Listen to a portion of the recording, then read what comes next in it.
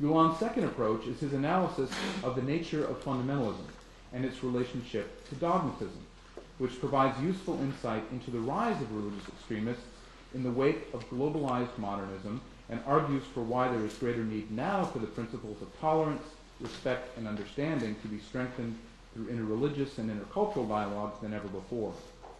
Ironically, atheism and fundamentalism are very similar in one important respect. They both reject the possibility that religion is a phenomenon of life.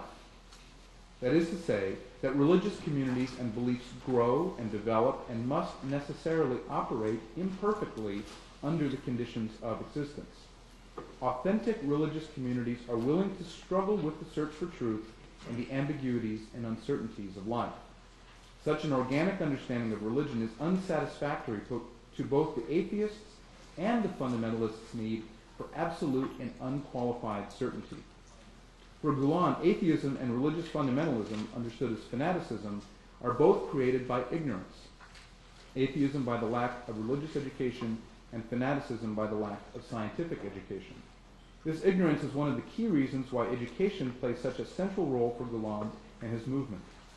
Hakim Agai has described this crucial role of education, stating that for Gülen, quote, education has always been seen as a means to ensure one's own salvation and the salvation of others, end quote. Gülen's understanding of fundamentalism is that it is a fanatical and dogmatic adherence to a belief. His main point here is that dogma itself, understood neutrally as religious doctrine, is not the problem so much as dogmatism. In other words, being dogmatic about dogma. Over the last half-century in America, Christian extremism has had a fertile field in which to grow, sown by fundamentalism, both of the ecclesial and the biblical type, and fertilized by religious nationalism. Fundamentalism is fundamentally parasitic. It is the flattened distortion of an original religious vision that has been appropriated for political manipulation and repression. Of course, we know that, theologically speaking, religious views comprise the entire spectrum from liberal to moderate to conservative. However, fundamentalism chooses to remove itself from this spectrum altogether in its rejection of ambiguity and reconsideration.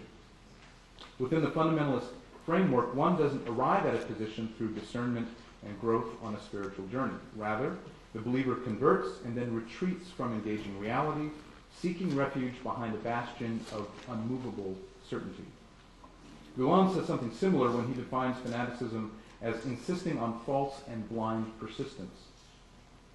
Fundamentalism, by elevating politically conditional definitions of community to unconditional importance, not only chokes off life, but commits idolatry.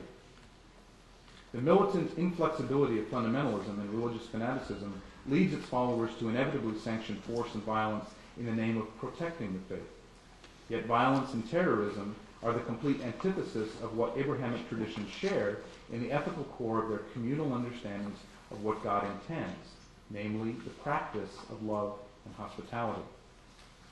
Finally, and maybe most importantly, is Gülen's third approach, his vision of how the practice of tolerance of the other needs to be a component of one's own religious devotion.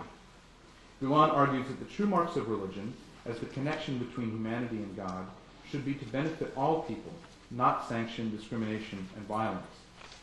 Here he is at his most poetic when he connects the religious dimensions of love with the ethical obligations of tolerance and concern for the other. For Gülen, dialogue, tolerance, and trust reinforce each other. Tolerance is the acceptance of differences that arise from dialogue in order to further the wider goals of cooperation. Tolerance is based on the idea of charity or love, and therefore is a duty to God. In the spirit of a Sufi mystic, Gülen will also often describe this love as the greatest human power for relating to God and for relating to each other, demonstrating through his own generosity to others how tolerance is seen as a necessary expression of that power and relationship. Love for Gülen is a self-sacrificing action that is motivated by obedience to God and the desire to promote the welfare of others. Gülen's understanding of devotion is a type of self-cultivation in which tolerance is developed in order to better the community. Gülen connects tolerance with love because both require genuine feeling for the other. Just as love is an expression of empathetic feeling for the other, Gülen's most recent writings emphasize tolerance as a kind of sympathetic appreciation of the difference and uniqueness of the other. Tolerance, then, for Gülen is both a moral demand by God and an invitation from God to a deeper place of devotion. Hakan Yavuz describes Gülen's thinking this way. The purpose of religion, quote, the purpose of religion and religious ritual is to internalize the Islamic concept of morality, that is, to learn to live in the presence of God, end quote. Without tolerance grounded in love, we cannot be moral creatures. Gülen writes, quote, be so tolerant that your heart becomes wide like the ocean. Become inspired with faith and love for others. Offer a hand to those in trouble and be concerned about everyone, end quote. In Gülen's thinking, there is no greater religious concept than love. There is no greater religious action than love. Quote, love is the most essential element of every being, and it is the most radiant light, and it is the greatest power, able to resist and overcome all else, end quote. True religion is therefore how we move from being merely human to in fact becoming humane. In this way, Gülen teaches, spiritual people are open to the flow of the divine. When they allow themselves to become channels of God's grace, they find their rhythm in the rhythm of God. Gülen's vision of devotion and tolerance is tied with the Islamic understanding of the importance of education as a necessary component of religious commitment. As we also see confirmed in Gülen's work, the goals of interreligious dialogue are twofold with respect to education and removing ignorance. Interfaith dialogue helps us to experience how we can learn about the religious beliefs and spiritual identity of the other, while at the same time learning more about the religious beliefs and spiritual identity of ourselves.